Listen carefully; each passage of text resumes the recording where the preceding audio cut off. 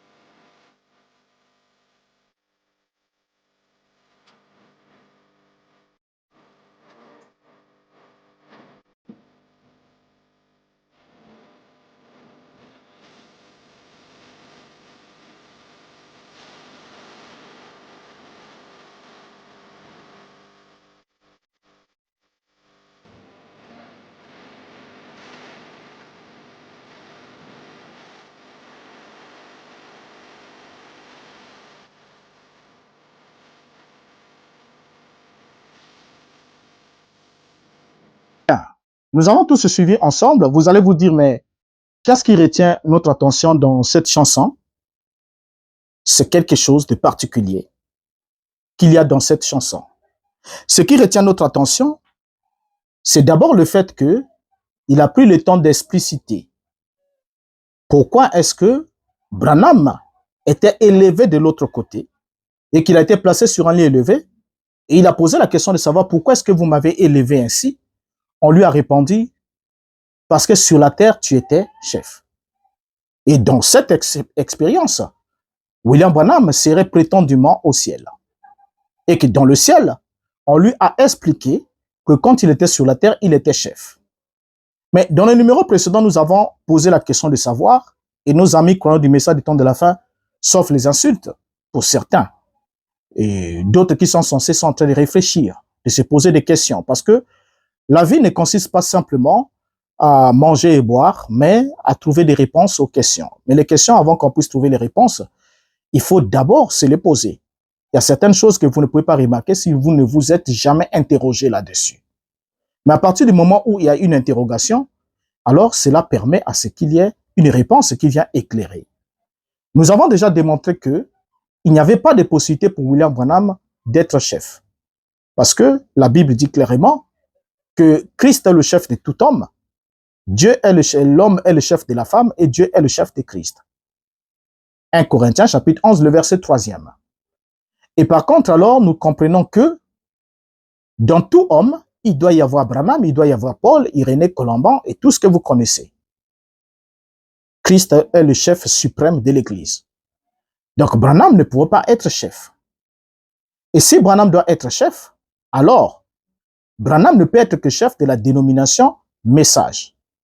Et Branham vous a expliqué que dès l'instant où vous prenez pour chef un homme, pour vous confirmer la Bible, en lieu et place du Saint-Esprit, vous mourrez spirituellement. Et la question qu'on se pose, est-ce que dans le message du temps de la fin, les gens ne sont pas déjà morts? Parce que Branham est reconnu comme chef. On lui avait dit ça de l'autre côté. Mais aujourd'hui, c'est sur la terre que Sylvain Akwala chante que Branham était chef. Et un chef, quelle est l'attitude qu'on doit avoir envers un chef? On doit l'élever, le placer dans un lieu élevé et lui donner des honneurs qui doivent revenir à son rang. Mais c'est là que nous avons compris que la vision qu'avait William Branham rapportée par ce dernier et qui a été chantée par Jean-Sylvain Akwala, comme on vient de le suivre, n'est pas une vision qui est bibliquement correcte. Parce que bibliquement parlant, il n'y a qu'un seul chef suprême de l'Église qui est Jésus-Christ. Et alors, pour que Branham soit aussi chef sur la terre, chef d'un groupe qu'il a converti, il doit usurper la place de Christ. Parce que Paul n'était pas le chef, n'était pas chef en son temps, ni Apollos en son temps, ni Pierre en son temps. Ils n'étaient pas des chefs. Ils étaient tous frères, ayant des charges pour exercer leur ministère. Maintenant ici, la question que nous avons à poser, comme nous avons dit que nous avons une série de questions et réponses à passer avec Sylvain Akwala autour de son œuvre. Et ensuite, nous allons y revenir autour de son appel et son ministère. Et nous rendre effectivement compte, s'il est ministre, selon les critères même du message du temps de la fin. Nous en parlerons. Parce que ce point-là doit revenir. Nous allons en parler. Mais pour l'instant, nous sommes autour de la question, est-ce que Branham est-il digne de louange? Déjà, si on se pose cette question, la réponse, la toute première réponse que quelqu'un va donner, qui n'a pas étudié la question en profondeur, c'est de dire non. C'est de dire non. Mais pourtant, on peut dire non par la bouche, mais on dit oui par l'acte. Ce qui compterait, ce sont les actes. Parce que l'acte est la démonstration de notre conviction. Nous pouvons dire non par la voix, mais si par l'acte nous faisons, ça veut dire que c'est par notre acte qu'on reconnaît notre conviction intérieure. Lorsque le père avait dit à ses fils, au premier, va travailler dans le champ, il a dit, j'irai. Ensuite, il n'est pas allé. Il a refusé, il a dit, je n'irai pas. Le père dit au second, va travailler dans le champ.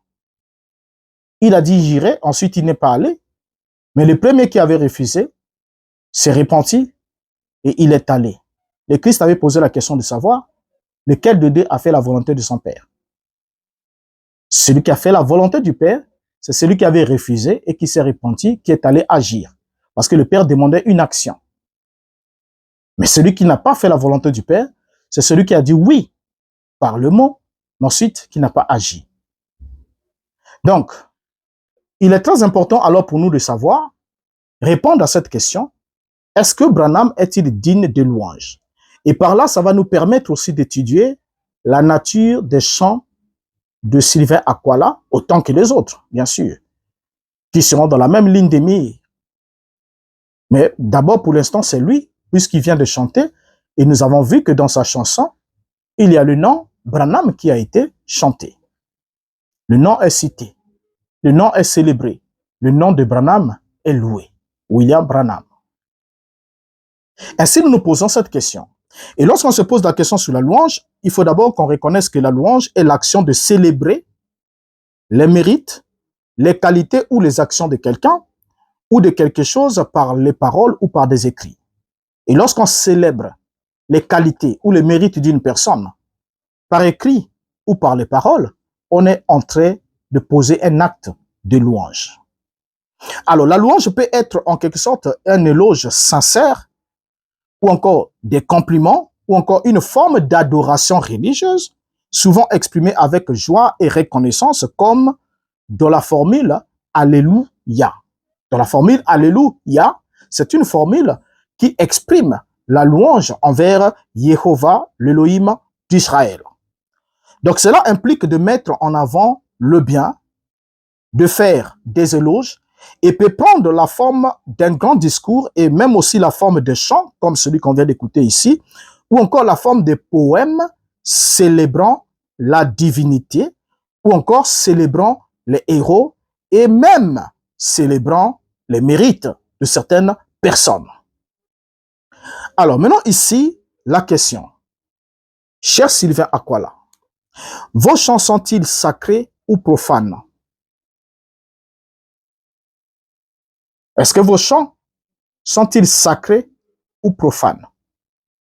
Je vais aller dans les détails pour que je puisse expliciter la question et ensemble nous allons répondre. Je crois qu'il est important qu'on puisse expliquer dans les détails la différence qu'il y a entre les deux types de chants.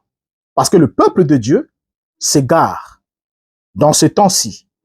Nombreux sont égarés. Parce que tout musicien chante. Les gens chantent comme ils chantent. Mais parmi eux, il y en a qui chantent les chants sacrés. Il y en a qui chantent les chants profanes.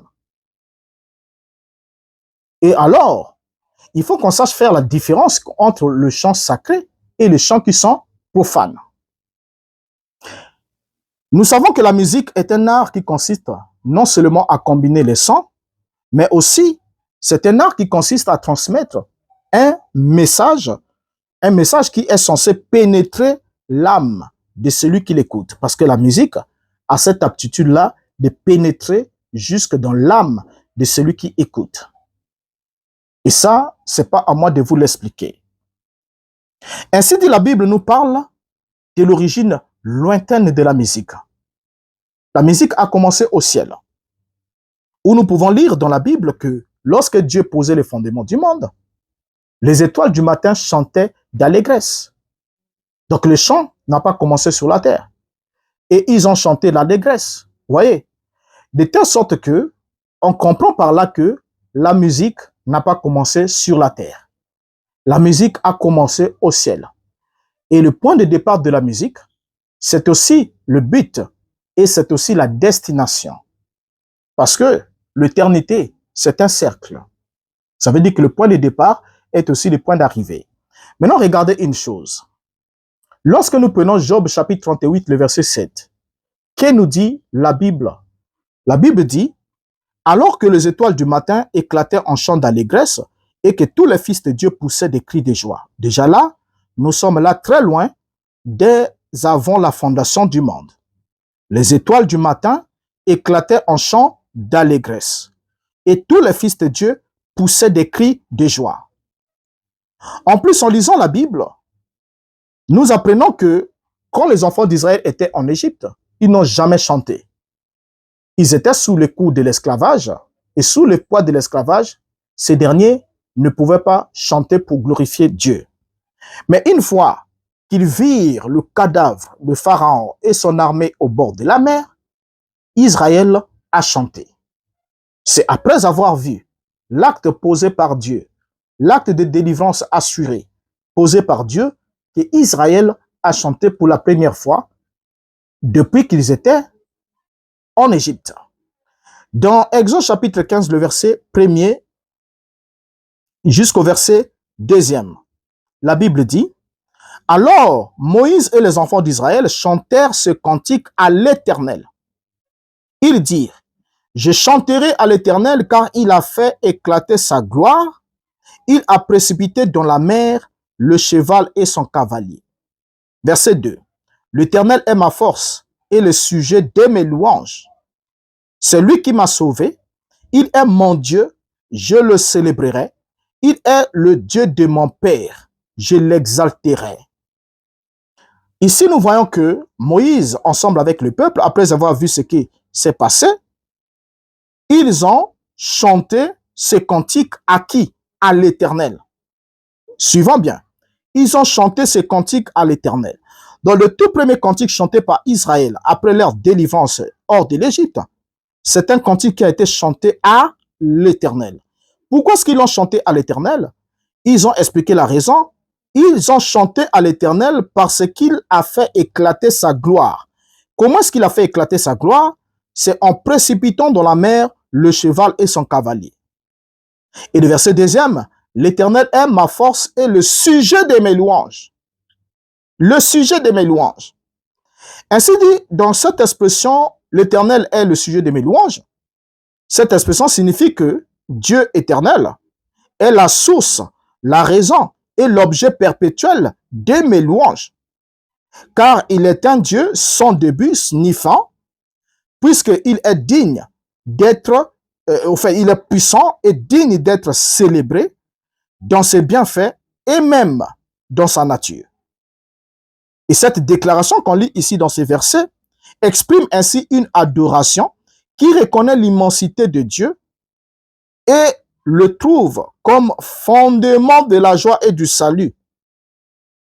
Donc ici, là, lorsque Moïse dit « L'Éternel est ma force et le sujet de mes louanges », il ne dit pas « L'Éternel est ma force et l'un des sujets de mes louanges », mais il est le sujet de mes louanges. Et au verset 21 de Exode 15, la Bible ajoute « Marie répondait aux enfants d'Israël, chantez à l'Éternel, car il a fait éclater sa gloire. Il a précipité dans la mer le cheval et son cavalier. » Donc, voyez ici, là, Marie qui ajoute, en répondant aux enfants d'Israël qui chantaient, avec le tambourin et tout le reste, il leur dit, chantez à l'Éternel, car introduit la raison pour laquelle on doit chanter à l'Éternel. Il a fait éclater sa gloire. Il a précipité dans la mer le cheval et son cavalier. Et lorsque nous évoluons, on comprend déjà ici dans ce texte ici qu'on vient de lire que le chant était dédié à l'Éternel, qui était le sujet des louanges d'Israël pour l'acte de la délivrance qu'il leur a accordé. Ils ont dit, je le célébrerai, il est mon Dieu, je le célébrerai. Donc avant de célébrer, donc regardez bien dans le verset 2e, hein, l'Éternel est ma force et le sujet de mes louanges. C'est lui qui m'a sauvé. Le premier acte, c'est ça.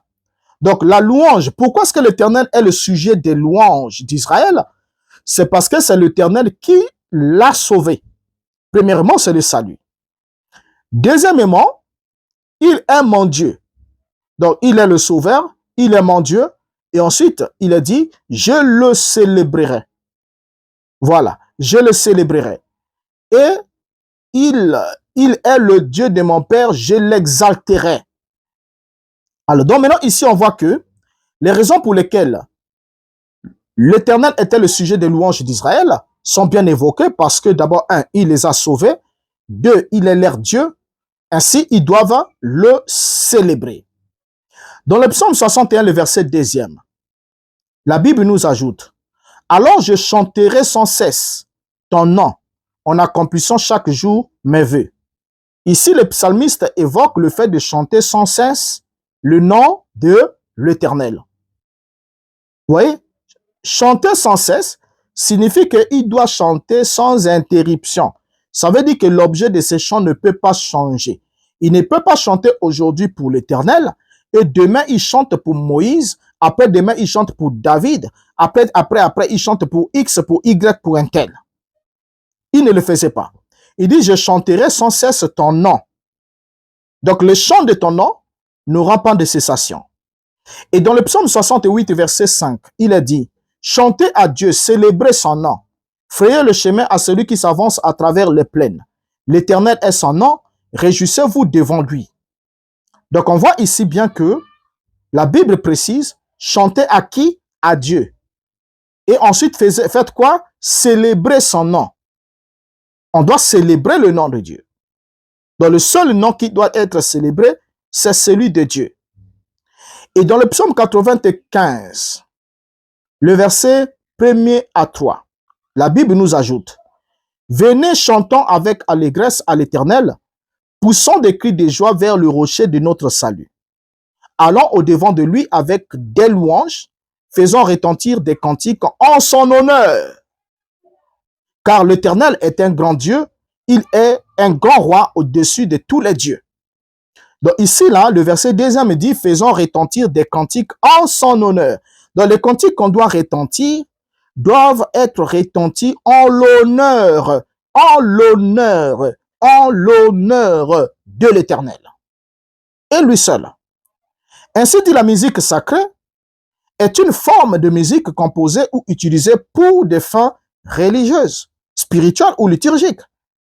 Et c'est une musique qui est destinée à honorer Dieu, à soutenir la prière et à élever l'âme vers le divin. Or, lorsque nous regardons la musique de Sylvain Aquala et ses confrères, la question qu'on doit se poser, est-ce que cette musique est-elle sacrée?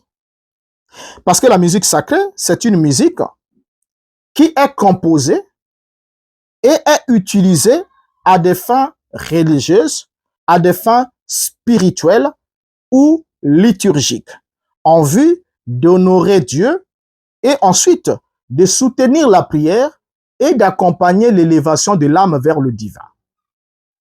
C'est ça l'objectif de la musique sacrée. Elle est composée dans cet objectif-là.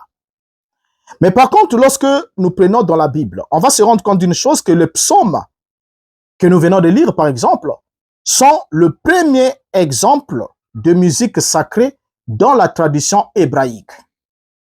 Donc, chez les Hébreux, la musique sacrée qui était composée déjà quand nous avons les psaumes, c'était des cantiques, des psaumes comme tels, qui sont les expressions de chants et de louanges adressés à Dieu, en vue d'accompagner la prière et aussi d'accompagner l'élévation de l'âme vers le divin. Donc, il y avait un objectif bien précis dans la musique sacrée. Et la musique alors profane, la différence entre elle et la musique sacrée, c'est que la musique profane désigne alors toute musique qui n'est pas religieuse. C'est-à-dire, c'est une musique qui traite des sujets humains,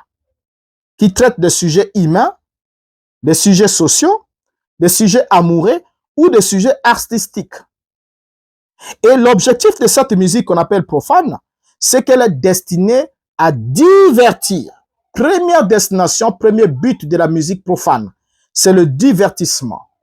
Destiné à divertir, destiné à exprimer les émotions ou encore à raconter des histoires sans but spirituel ou liturgique.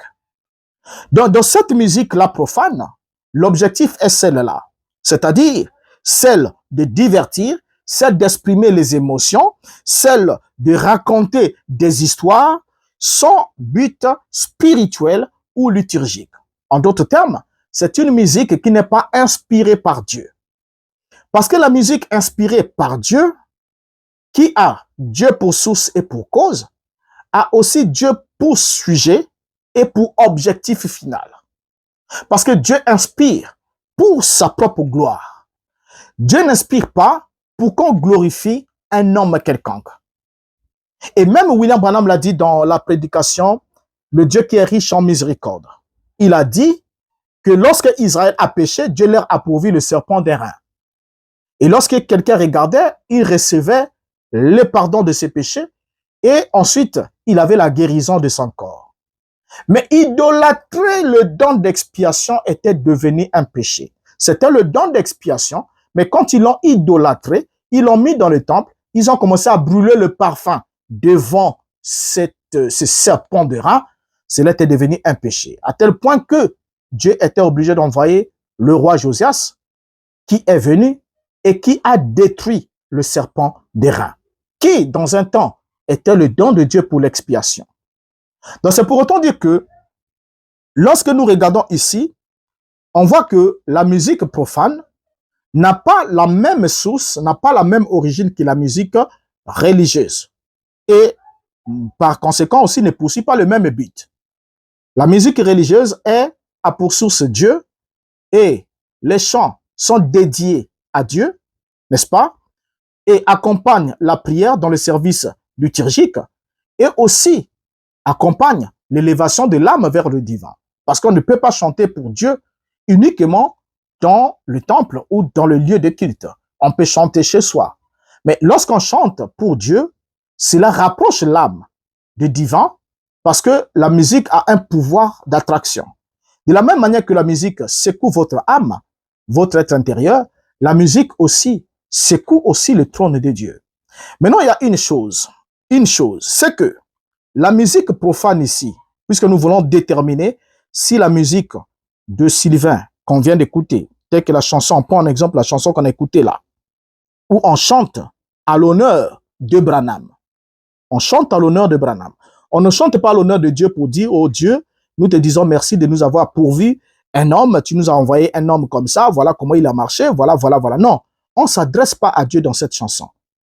Mais on s'adresse, au fait, on parle de William Branham, on loue William Branham, en exprimant l'expérience qu'il aurait passée de l'autre côté.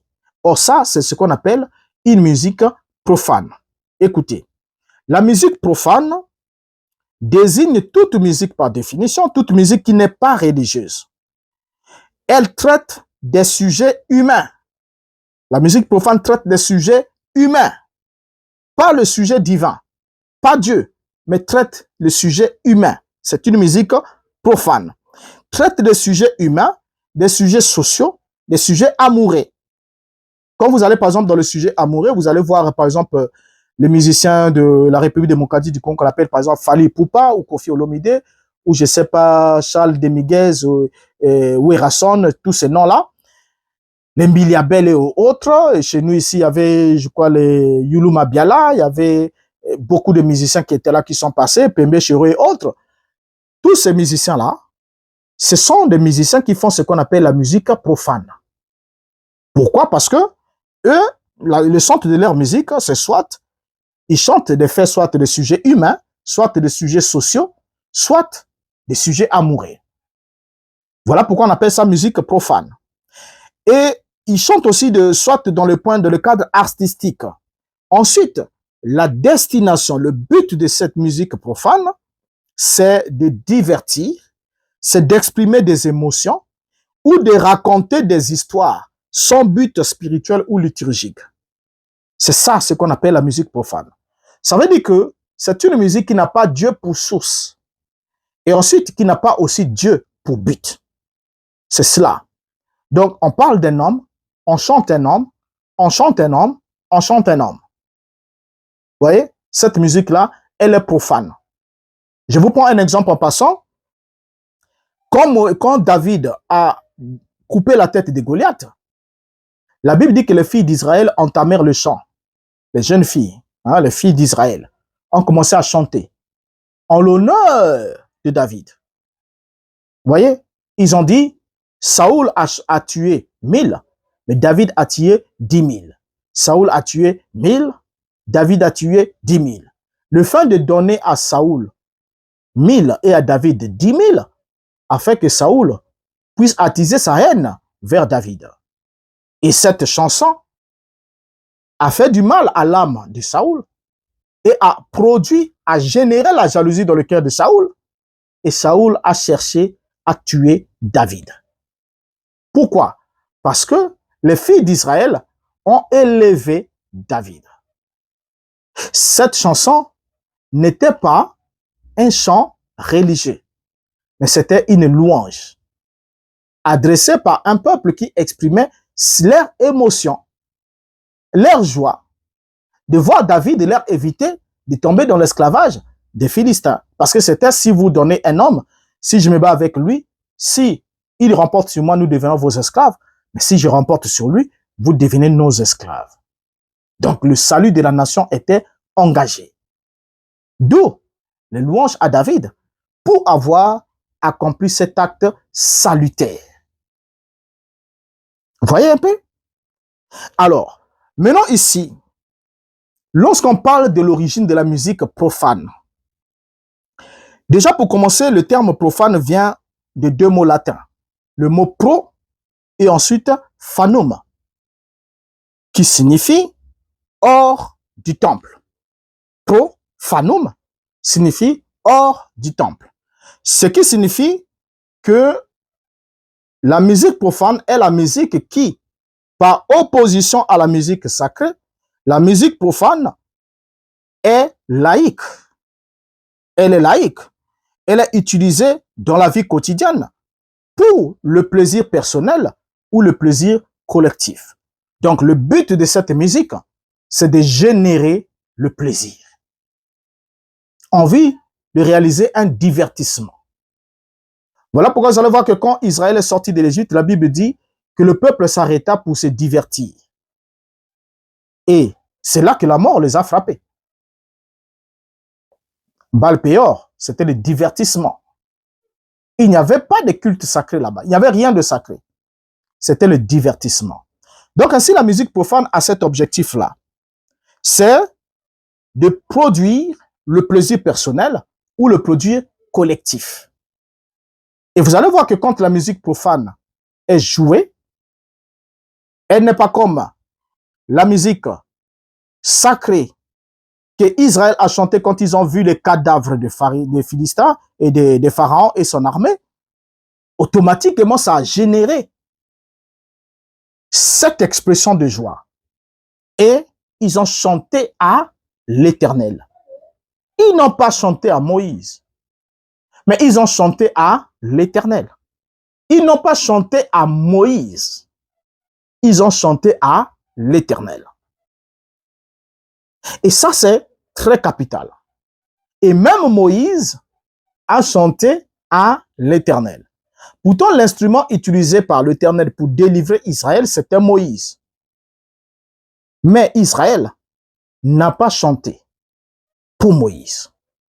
Mais ils ont chanté pour l'Éternel.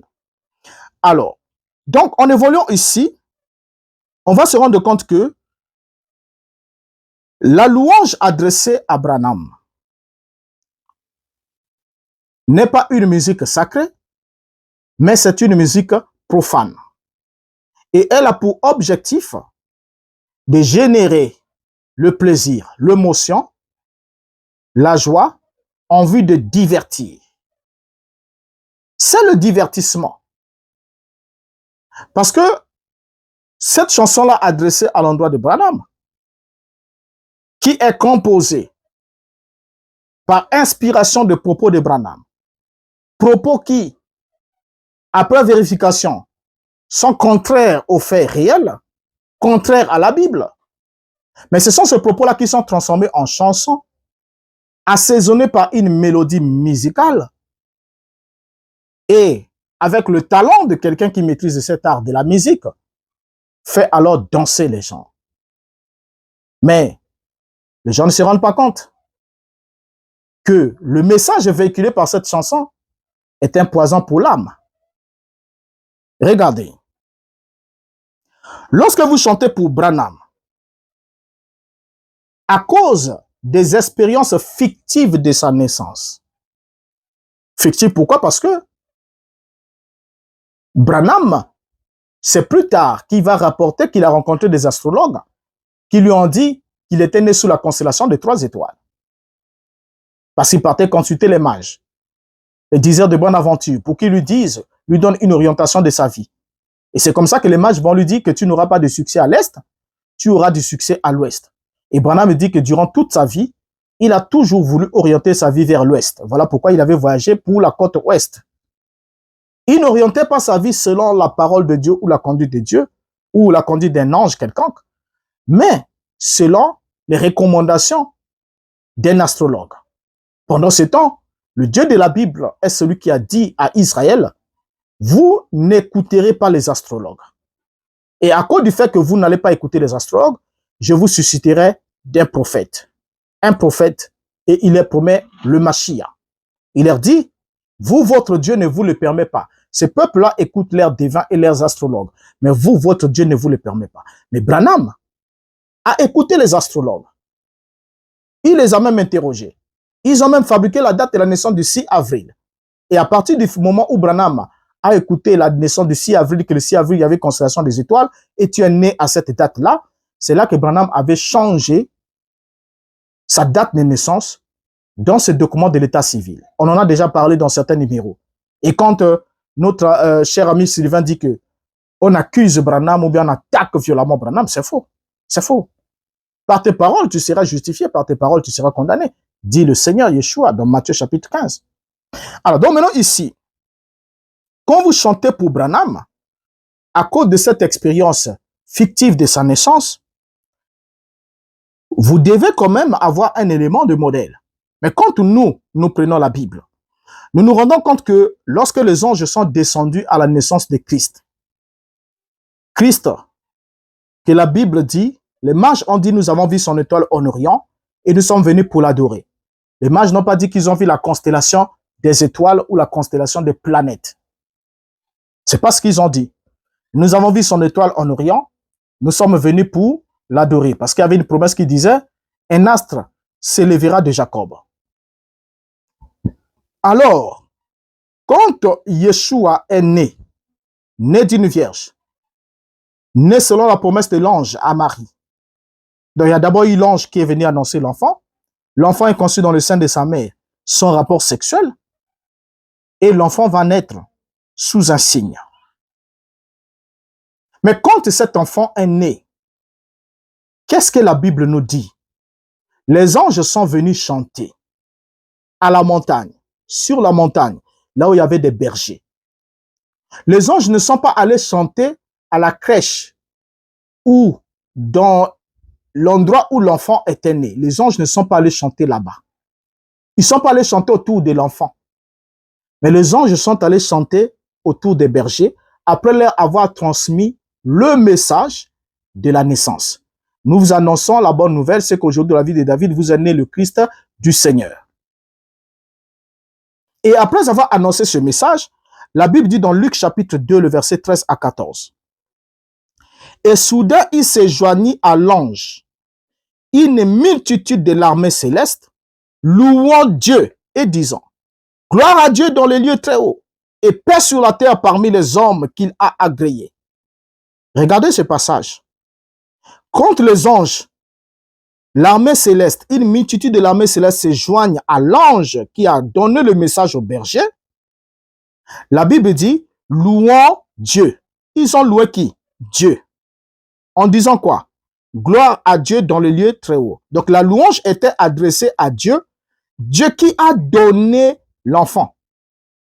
Puisque les paroles de l'ange sont claires. Gloire à Dieu dans le lieu très haut et paix sur la terre parmi les hommes qu'il a agréés. Je vous annonce aujourd'hui une bonne nouvelle qui sera pour tout le peuple un sujet de joie, car aujourd'hui dans la vie de David, vous est né le Christ du Seigneur. Alors quand les bergers eux aussi ont entendu les anges, remarquez bien que les anges n'ont pas loué Jésus. Ça, c'est le premier point. Jésus étant le don de Dieu pour le salut de l'humanité, les anges ne l'ont pas loué, mais la Bible dit ils ont loué Dieu. Et lorsque les bergers ont vu l'enfant, la Bible nous dit dans Luc 2, verset 20, Et les bergers s'en retournèrent, glorifiant et louant Dieu pour tout ce qu'ils avaient entendu et vu, et qui était conforme à ce qui leur avait été annoncé. Ici aussi, nous comprenons que les bergers, une fois qu'ils ont vu l'enfant, ils ont vu que l'enfant était exactement comme l'ange l'avait indiqué, que vous le trouverez dans une crèche emmailloté, dans un linge, tout ça là. Et quand ils sont venus, ils ont vu que l'enfant répondait exactement aux descriptions. La Bible dit les bergers s'en retournèrent. Donc ce n'est même pas devant l'enfant. Les bergers sont même pas, regardez, les bergers étaient des juifs.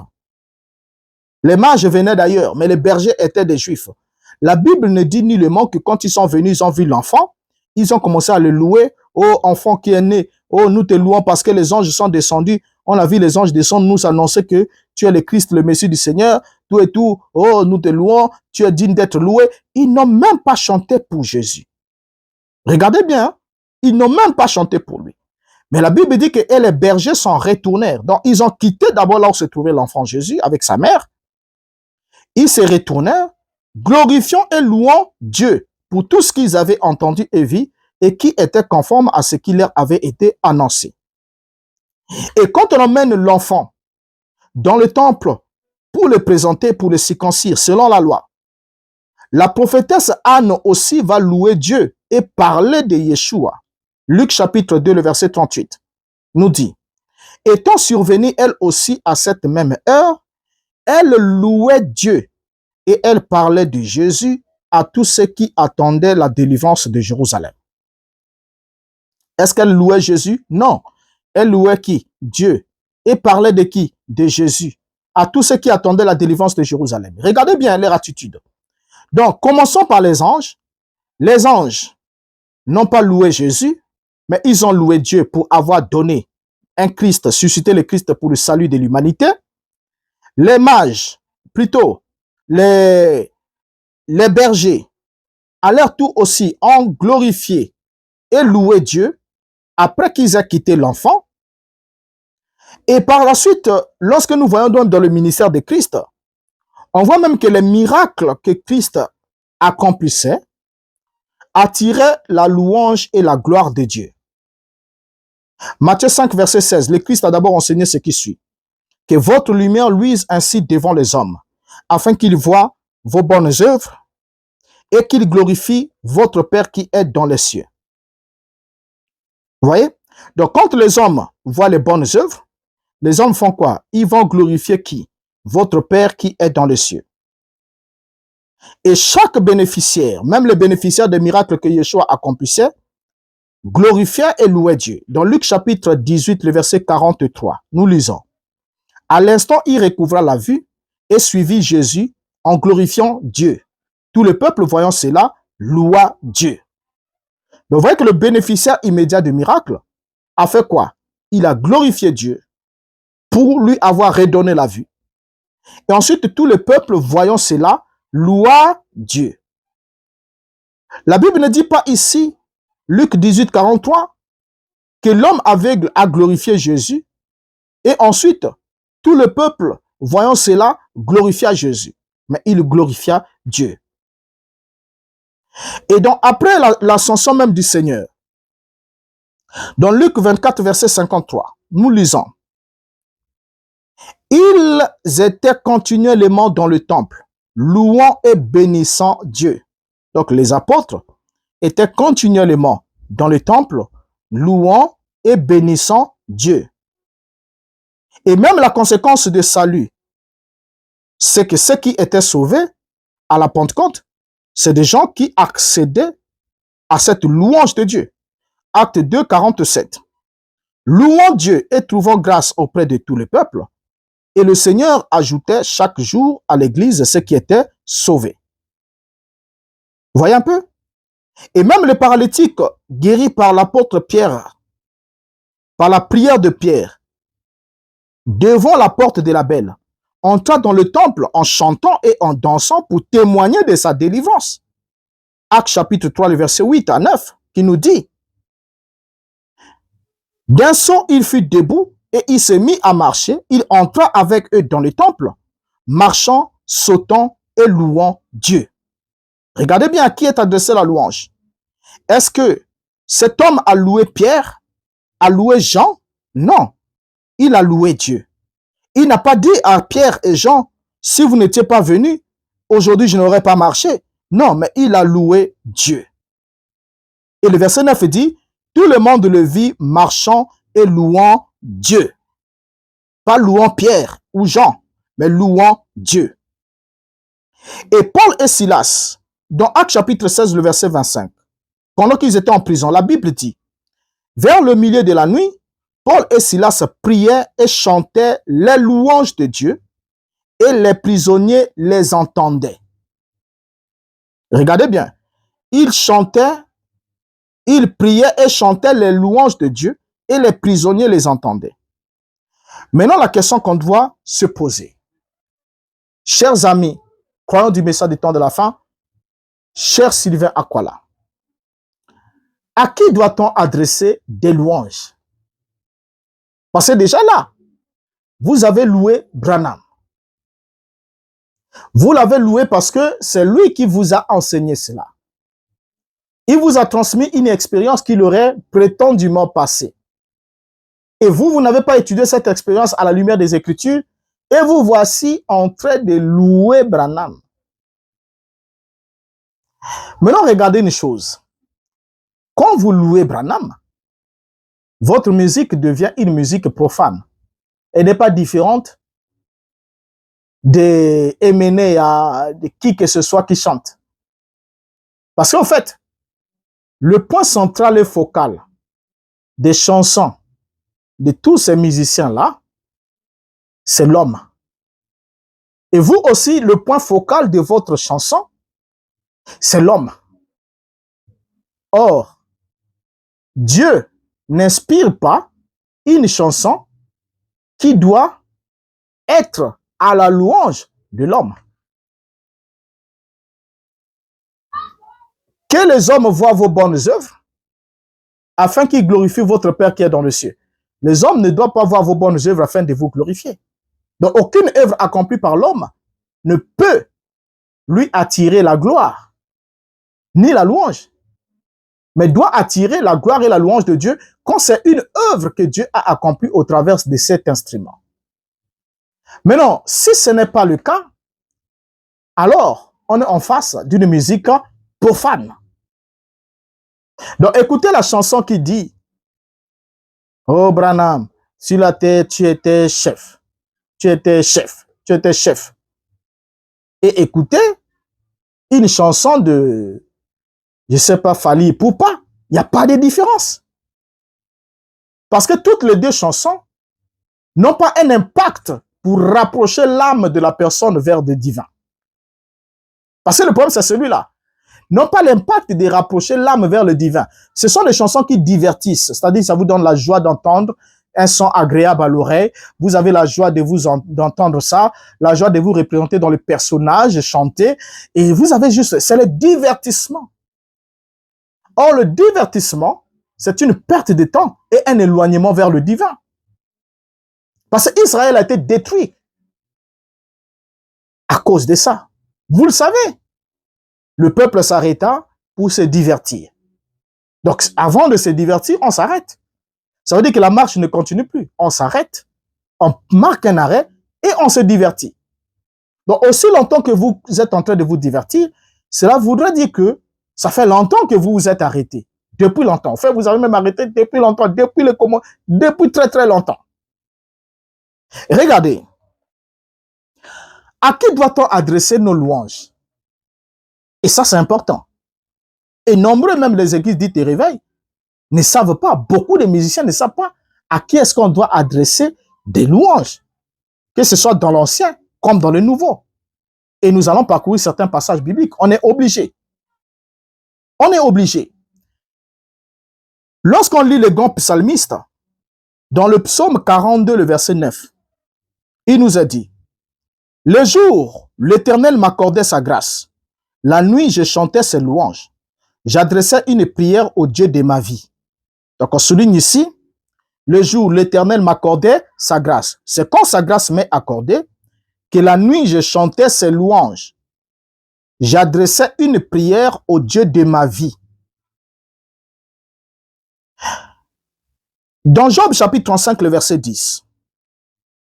Mais nul ne dit où est Dieu, mon créateur, qui inspire des chants d'allégresse pendant la nuit. La question de Job ici est importante. Dans Job 35, verset 10. Où est Dieu, mon créateur, qui inspire des chants d'allégresse pendant la nuit? Et la Bible nous ajoute aussi dans le Nouveau Testament que le Christ et ses disciples louaient aussi Jéhovah. Dans Matthieu 26, verset 30, la Bible dit, après avoir chanté les cantiques, ils se rendirent à la montagne des Oliviers. Et remarquez bien, après avoir chanté des cantiques, ils se rendirent à la montagne des Oliviers. Et quand l'apôtre Paul aussi arrive, dans Éphésiens 5, le verset 19 à 20, il instruit l'Église en ces mots. Entretenez-vous par des psaumes, par des hymnes et par des cantiques spirituels, chantant et célébrant de tout votre cœur les louanges du Seigneur. Rendez continuellement grâce pour toutes choses à Dieu le Père au nom de notre Seigneur Jésus-Christ. Qu'est-ce qu'on constate ici dans ces passages? L'apôtre précise que l'Église, les croyants, les saints, les rachetés, doivent s'entretenir par des psaumes, par des hymnes et par des cantiques spirituels. Donc, quand il parle des cantiques spirituels, c'est pour faire opposition avec les cantiques charnels, c'est-à-dire profanes. Il dit, chantons et célébrons de tout votre cœur les louanges du Seigneur. Pas les louanges de Branham, mais les louanges du Seigneur. En faisant quoi? En rendant continuellement grâce pour toutes choses à Dieu le Père. Donc, le remerciement. Rendre grâce signifie remercier continuellement Dieu le Père, et cela doit se faire au nom du Seigneur Jésus-Christ. Et continuellement est un adverbe qui veut dire d'une manière continuelle, sans arrêt, sans relâche. Alors, pour le mot ici, le mot hébreu ici, parce que quelqu'un peut voir, ouais, la louange du Seigneur, chantons et célébrons de tout cœur les louanges du Seigneur. Le Seigneur évoqué par Paul, c'est qui? Pour le mot Seigneur, en hébreu, nous avons Adon et nous avons aussi Adonai. Mais en grec, nous n'avons qu'un seul mot qui est Kyrios. Et dans le Nouveau Testament qui était écrit en grec, le mot Kyrios était une traduction et de l'Adon et de l'Adonai. Et en même temps, une traduction du tétragramme Jéhovah. Ainsi, quand nous lisons Yeshua dans Matthieu 11, 25, il dit, en ce temps-là, Jésus prit la parole et dit, je te loue, Père, Seigneur du ciel et de la terre, de ce que tu as caché ces choses aux intelligents et de ce que tu as révélé, tu les as révélés aux enfants. Regardez ici, c'est Jésus qui s'adresse à Dieu et qui l'appelle Seigneur du ciel et de la terre. Et dans Matthieu 22, verset 37, Jésus lui répondit, tu aimeras le Seigneur ton Dieu de tout ton cœur, de toute ton âme et de toute ta pensée. Or, ici, dans Matthieu 22, 37, Jésus est en train de répéter le Shemaim Israël, Deutéronome 6, 5, qui dit, tu aimeras l'Éternel ton Dieu de tout ton cœur, de toute ton âme et de toute ta force. Voyez un peu. Vous allez constater ici que là où le texte hébraïque parle de Jéhovah, donc le tétragramme, et Matthieu étant écrit en grec et traduit en français, va alors écrire Kyrios à la place de tétragramme Jéhovah. D'où lorsqu'on traduit en français, nous avons Seigneur. Tu aimeras le Seigneur ton Dieu. Le Seigneur ton Dieu ici, c'est le mot Seigneur ici, c'est la traduction de Kyrios, qui est la traduction de Jéhovah. Et par la suite, quand nous prenons Matthieu 22, le verset 43, et Jésus leur dit, comment donc David, animé par l'Esprit, l'appelle-t-il Seigneur lorsqu'il dit, le Seigneur a dit à mon Seigneur, assieds-toi à ma droite, jusqu'à ce que je fasse de tes ennemis ton marchepied. Et dans ce passage ici, Jésus est en train de reporter le psaume 110, le verset 1er, qui dit, de David des psaumes, parole de l'Éternel à mon Seigneur, assieds-toi à ma droite jusqu'à ce que je fasse de tes ennemis ton marchepied. Remarquez bien, dans Matthieu 44, Matthieu 24, 44, il est dit, le Seigneur a dit à mon Seigneur. C'est comme si il y a une répétition de seigneurie, mais dans les textes grecs, dans les textes plutôt hébraïques, dans l'Ancien Testament, c'est l'Éternel a dit à mon Seigneur. Donc, parole de l'Éternel à mon Seigneur. Vous voyez un peu? Et même dans Jacques chapitre 3, le verset 9, nous pouvons lire l'apôtre qui dit, par elle nous bénissons le Seigneur notre Père, et par elle nous maudissons les hommes faits à l'image de Dieu. Alors, donc, on peut comprendre aisément que lorsque l'apôtre Paul parle du Seigneur, chantons, lorsqu'il dit, chantons et célébrons de tout cœur les louanges du Seigneur, le mot Seigneur pour Paul ici, dans Éphésiens chapitre 5, le verset 19-20, ce n'est pas mis pour Yeshua, notre Seigneur, mais c'est mis pour Dieu le Père. Remarquez déjà. Lorsqu'on prend par la suite Colossiens chapitre 3, le verset 16, Paul va être explicite. Il va préciser vers qui devaient être adressées les louanges des chrétiens. Colossiens 3, 16. Que la parole de Christ habite parmi vous abondamment. Instruisez-vous et exhortez-vous les uns les autres en toute sagesse par des hymnes, par des psaumes, par des hymnes, par des cantiques spirituels, chantant à Dieu dans vos cœurs sous l'inspiration de la grâce. Là, Paul est précis. Notons ensemble avec vous que dans l'esprit de Paul, on doit toujours le rappeler. 1 Corinthiens chapitre 1, chapitre 11, le verset 3. Je veux cependant que vous sachiez que Christ est le chef de tout homme, l'homme est le chef de la femme et Dieu est le chef de Christ. Donc quand Paul écrit, et lorsqu'il parle de Dieu, il parle de ce Dieu qui est le chef et le Père du Seigneur Jésus-Christ. Voilà pourquoi dans Colossiens 3, 17, il dit, et quoi que vous fassiez en parole ou en œuvre, faites tout au nom du Seigneur Jésus, en rendant par lui des actions de grâce à Dieu le Père. Et dans Romains chapitre 15, le verset 9, Paul ajoute, tandis que les païens glorifient Dieu à cause de sa miséricorde, selon qu'il est écrit, c'est pourquoi je te louerai parmi les nations et je chanterai à la gloire de ton nom. Il est dit encore.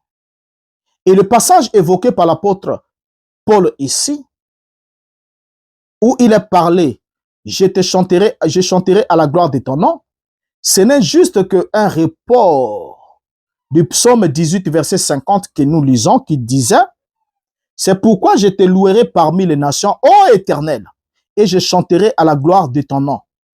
Donc le nom, à la gloire de qui on devait chanter, c'est le nom, ô Éternel, selon le psaume 18, verset 50. Mais que Paul n'a pas reporté ici en écrivant au grec, écrivant en langue grecque, puisque éternel ne pouvait pas être traduit, soit Kyrios, soit c'était un vide, comme Paul l'a fait. Et dans 2 Samuel chapitre 22, le verset 50 aussi, qui va ajouter ce qui suit, c'est pourquoi je te louerai parmi les nations, ô Éternel, et je chanterai à la gloire de ton nom. Ce que Paul rapporte dans Romains 15, 11.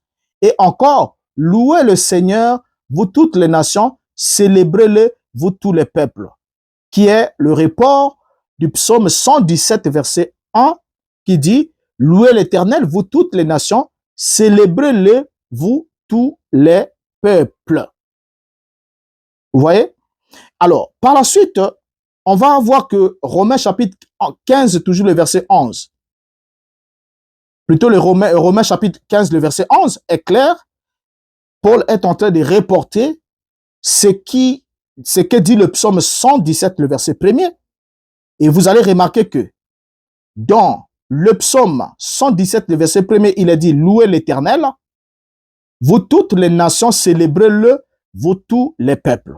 Mais quand Paul écrit, reprend ce même passage, il écrit, et encore, louez le Seigneur, vous toutes les nations, célébrez-le, vous tous les peuples.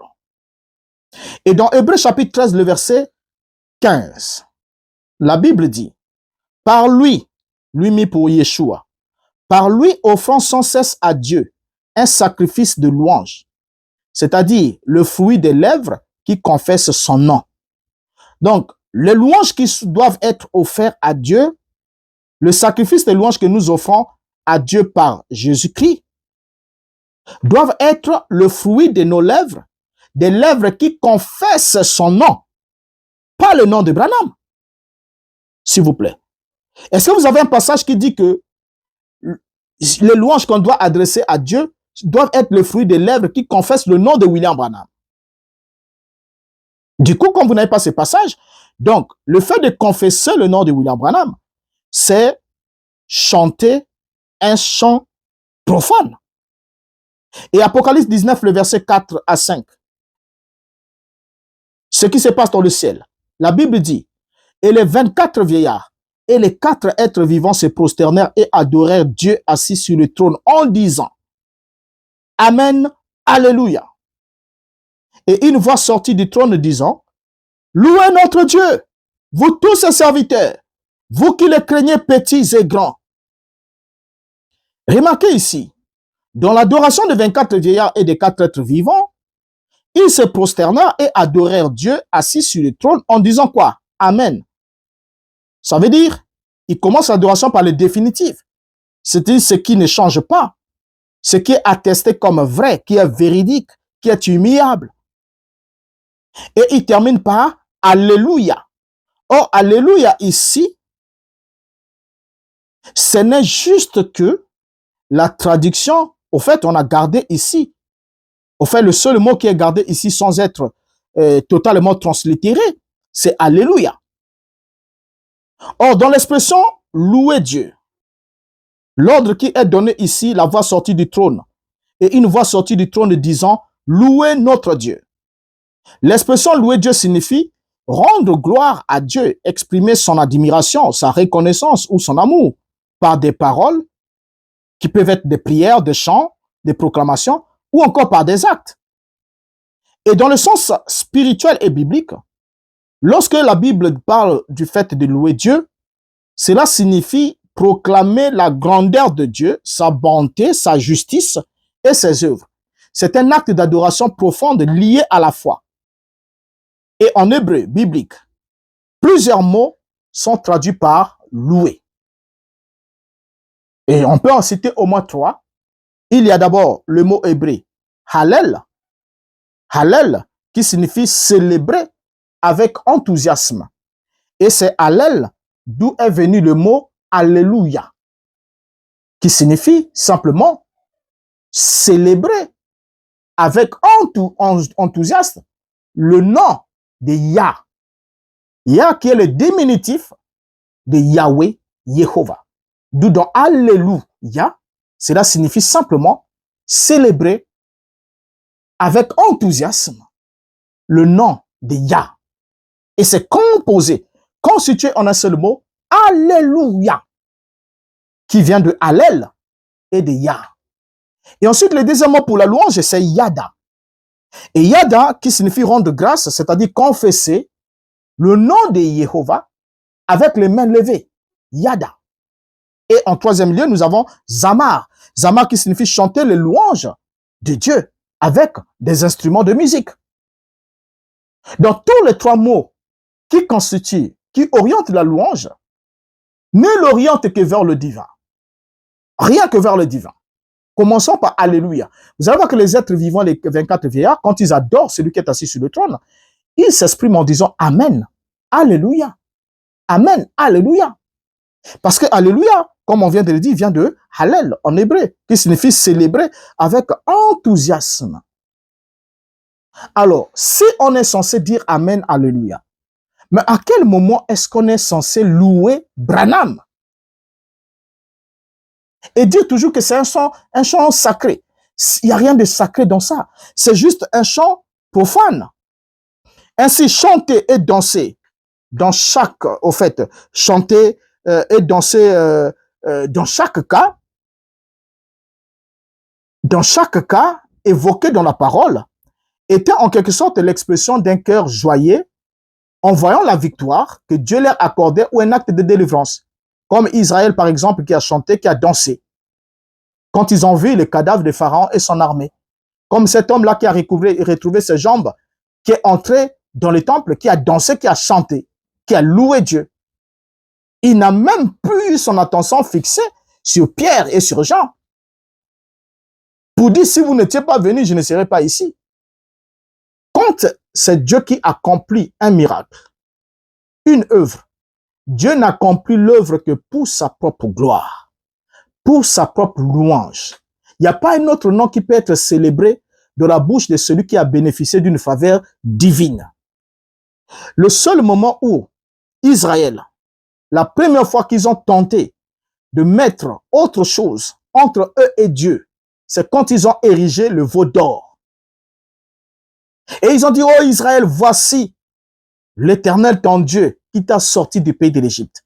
Donc ils ont élevé un veau fait des mains d'hommes et ils ont commencé à chanter des cantiques à l'honneur de l'Éternel devant le veau d'or. Et c'était un péché. Et Dieu ne l'a pas accepté. Nous connaissons la suite. Le jugement est tombé.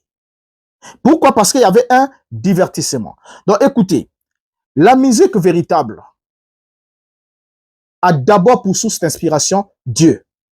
Et deuxièmement, a pour sujet de louange Dieu. Et troisièmement, a pour objectif la gloire de Dieu, l'élévation de l'âme de la personne qui chante ou qui écoute vers le divin. Voilà pourquoi le véritable louange consiste à raconter les hauts faits de Dieu. David dit, je vivrai, je célébrerai ton nom, je raconterai tes hauts faits. C'est cela, louer Dieu. On adore Dieu pour ce qu'il est, mais on loue Dieu pour ce qu'il fait. C'est ces hauts faits-là qui nous mettent dans la posture de la louange. Du coup, on ne peut pas louer un homme, quel que soit ce que l'homme aurait fait. Il peut être utilisé comme instrument de Dieu, mais il ne peut en aucun cas être loué. Nous pouvons raconter l'histoire. On peut parler si c'est nécessaire, si c'est édifiant. Mais si c'est pas nécessaire et c'est pas édifiant, on n'en parlera pas. Paul dit, je connais un homme qui a été ravi jusqu'au 3e ciel, qui a vu des choses que lui n'a pas vues. Et dont il ne lui est pas permis de parler, il n'en a pas parlé. Et pourquoi? Si ce n'est pas permis, c'est que c'est pas nécessaire. Au fait, pour le corps de Christ, nous n'avons besoin que des expériences qui nous rapprochent de Dieu. Pas des expériences qui élèvent un homme, qui veut en quelque sorte faire asseoir l'autorité d'un homme sur nous pour dire, ah, il était spécial, il était dans le spirituel, il était quelqu'un qui dormait même avec Dieu sur les mêmes lits, ou qui s'asseyait avec Dieu sur, ah, celui-là. Et après, à partir de ce moment, vous savez l'objectif c'est quoi dans le mensonge de Branham? Les prédicateurs s'arrangent à élever Branham, et une fois que Branham est élevé, c'est une muraille qui s'élève autour de vous. Et une fois que vous placez Branham très haut, vous êtes enfermé dans une muraille. L'objectif c'est ça. Et une fois qu'on vous a enfermé dans une muraille, chaque fois qu'on vous dira, frère Branham dit, même si c'est pas lui qui a dit, vous n'avez pas le temps de vérifier. Vous avez confiance que ce que le pasteur dit, c'est ce que, oh, on nous avait lu frère Branham, on a dit, c'est frère Branham qui a dit ça. Est-ce que vous avez vous-même lu, même si on vous lit ça, mais est-ce que c'est en accord avec la Bible? Est-ce que c'est en accord avec ce que Branham a aussi dit ailleurs? C'est tout ça. Et du coup, lorsque vous êtes enfermé dans cette muraille, vous êtes maintenant la proie à la merci des prédicateurs. Tout ce qu'ils vous diront au nom de Branham. Hein, ils peuvent, par exemple, venir vous dire, bon, vous savez, au Branham, nous devons vivre les messages. On ne doit pas seulement prêcher les messages ou bien croire le message, mais on doit le vivre. Moi, le prédicateur, je le prêche. Vous, les brebis, vous devez le vivre. Branham, chaque fin d'année, les gens, l'église leur achetait des costumes. Je vais lire. Après, il vous lit ça. Hein? Vous savez le but? Voilà, vous avez compris. Quand il vous lit comment Branham, on lui achetait les costumes à la fin de l'année, c'est une façon de vous dire clairement que vous êtes aussi une église du message. Branham n'est plus ici, mais je représente Branham pour vous, parce que je suis votre pasteur. Donc, si vous avez le même esprit qui était dans le Branham Tabernacle, le même esprit du message, nous sommes en fin d'année, vous devez m'habiller. Voilà, vous avez tout compris. Et ce n'est plus un don que vous faites, mais c'est une pression qu'on exerce sur vous. On vous donne des enveloppes. Vous devez mettre de l'argent. Il faut bien habiller le pasteur. Ça ne doit pas être des habits bon marché. Il faut que ce soit des habits chers, qui pèsent, qui reflètent ce que nous avons pour lui. Parce que la parole qu'il nous donne, il nous présente le ciel. C'est le salut qui n'a pas de prix. Et on doit payer. Et on vous escroque maintenant. Et ça, c'est Branham. C'est des Branham qui se servent comme une arme pour vous braquer et vous estorquer des sous. Alors, vous allez vouloir imiter aussi les disciples de ce Branham tabernacle et vous allez appliquer sur le pasteur ce qu'eux, ils ont appliqué sur Branham. Alors que ça n'a rien à voir avec le salut. Vous savez, Paul enseigne que celui qui donne, donne de bon cœur, sans pression, sans contrainte. Parce que Dieu aime ceux qui donnent de bon cœur. Voilà. Or, dans cette affaire-là de message, d'abord, ça ne compte même pas pour Dieu parce que c'est ce qu'on appelle en anglais Moziki. C'est une confrérie, une secte. Les gens se sont retrouvés comme ça. Ils se sont laissés guider. Maintenant, ceux qui sont un peu plus éclairés, à service des autres. Et on reviendra dans un autre numéro, on parlera de certains faits, des expériences où certains disent j'ai vécu la guérison, j'ai vécu telle expérience. Donc pour moi, ça confirme que Dieu est dans le message, ceci, cela, parce que sans ça, ma fille était mourante, mon mari mourait, ceci, cela. Des expériences que les gens ont passées. Nous parlerons de ça. Et vous allez comprendre que tout ça, ça n'a aucun rapport avec votre salut. Parce que le Christ dit, ce jour-là, ils diront, n'avons-nous pas chassé les démons en ton nom, n'avons-nous pas guéri les malades en ton nom, n'avons-nous pas prophétisé en ton nom. Matthieu 7, 21 à 23. Il dit, je leur dirai ouvertement, éloignez-vous de moi, ouvriers de l'iniquité, car je ne vous ai jamais connu. Donc, vous pouvez être bénéficiaire des miracles.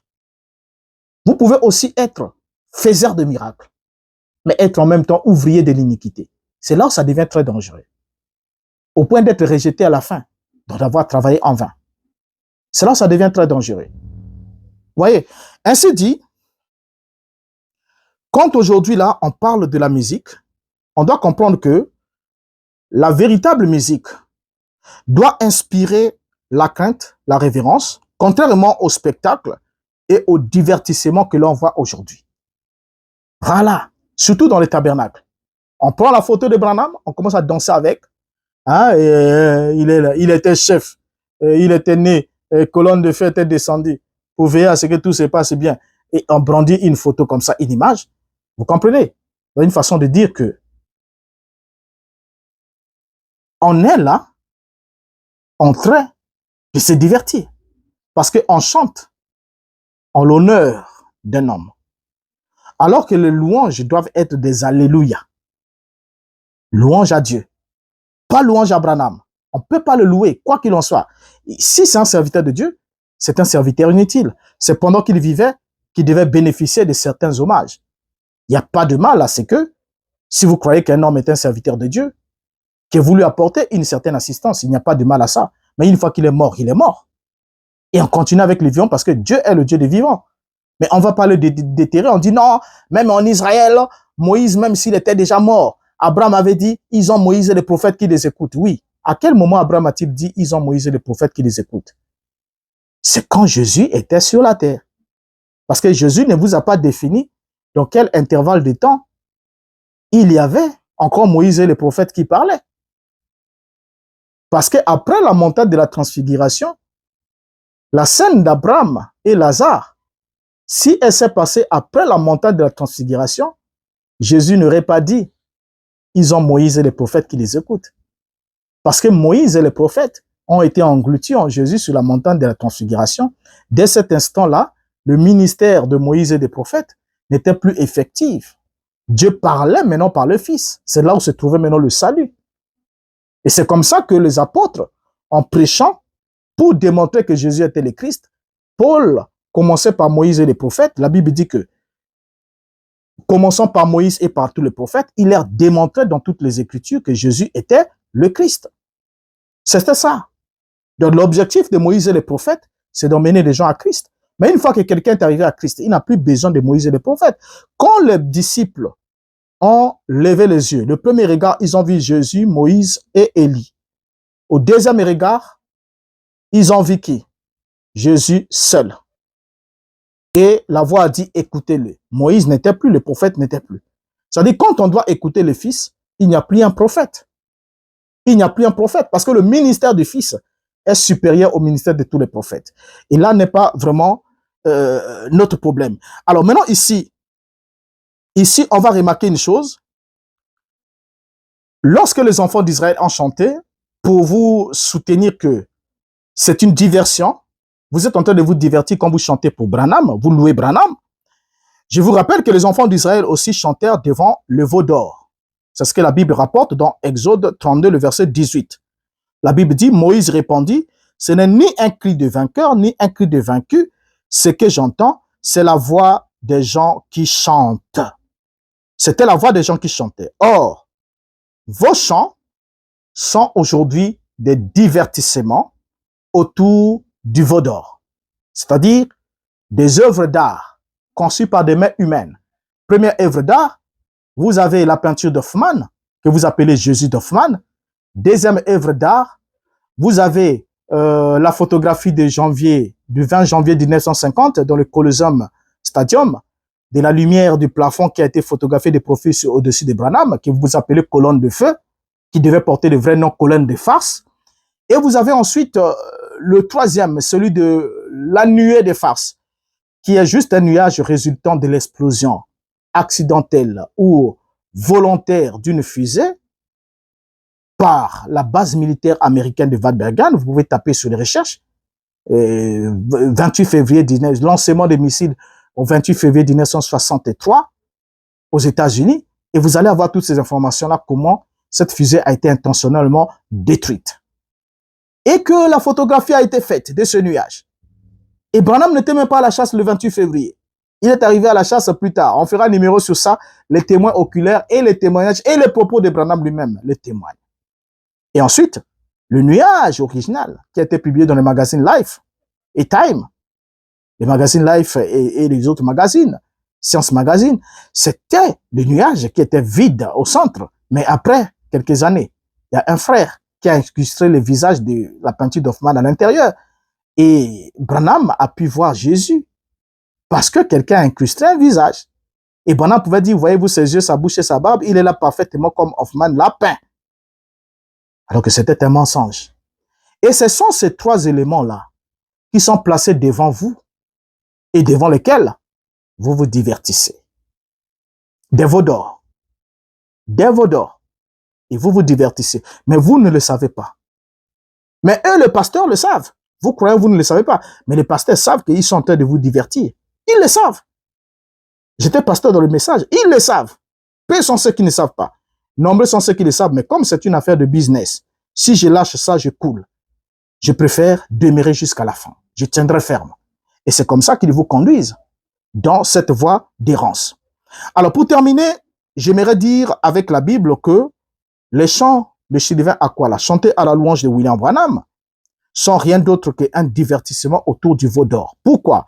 Parce que quand on lit la Bible dans Éphésiens chapitre 1er, le verset 11 à 14, la Bible nous dit, « En lui, nous sommes aussi devenus héritiers ayant été prédestinés suivant la résolution de celui qui opère toutes choses d'après le conseil de sa volonté, afin que nous servions à la louange de sa gloire, nous qui d'avance avons espéré en Christ.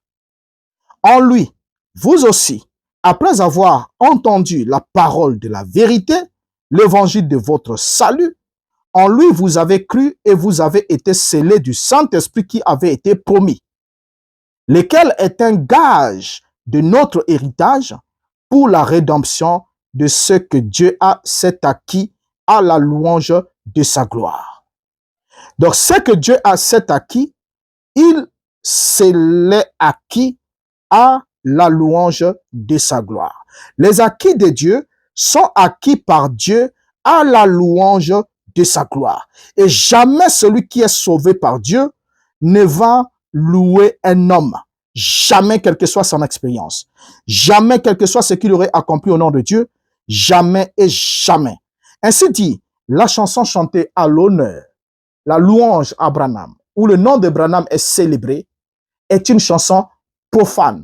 Comme lorsqu'un musicien mondain chante pour Marguerite, pour Marie, pour Simona, pour Paulina, pour n'importe qui, racontant des histoires fictives. De toute évidence, les histoires racontées dans cette chanson-là sont des histoires fictives. Nous les avons déjà démontrées dans certains numéros où Branham n'a fait que mentir. Chaque fois qu'il parle de sa naissance, il ajoute un élément qui est contradictoire au précédent. Et il y a tout un numéro sur ça. Vous pouvez regarder. Né sous la constellation des étoiles.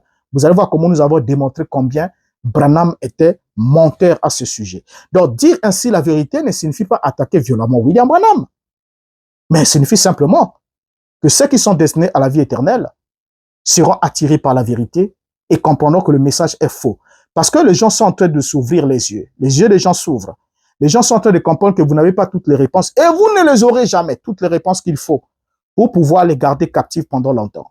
Vous garderez captifs ceux qui n'auront pas l'occasion d'entendre.